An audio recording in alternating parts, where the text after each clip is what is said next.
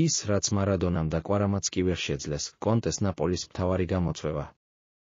ნაპოლი თავისი ისტორიის მანძილზე სერია A-ს ჩემპიონი ყოფილა 4-ჯერ, 1987, 1990, 2023 და 2025 წლებში.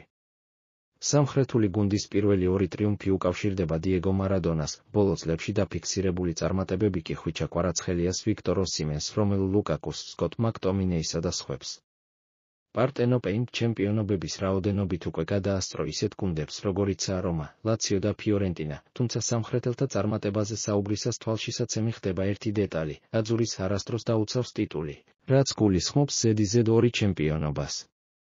1987 წელს, პირველი ტრიუმფის შემდეგ სან პაულოს ბინადრები გავიდნენ მეორე ადგილზე, 1990 წელს დაფიქსირებული ჩემპიონობის მერე კი მე-8 პოზიციაზე. რაც შეეხება თანამედროვე ეპოქას, 2023 წელს მოგებულ სკუდეტოს მოყვა უბრალოდ კატასტროფული, მე-10 ადგილზე დასრულებული სეზონი. ნაპოლი ამ სეზონში ბრძოლას ერთვება ისევ მოქმედი ჩემპიონის სტატუსით, საფეხბურთო სამყაროში კი ტრიალებს კითხვა, შეძლებს თუ არა პარტენოპეი ტიტულის დაცვას, ამჯერად მაინც.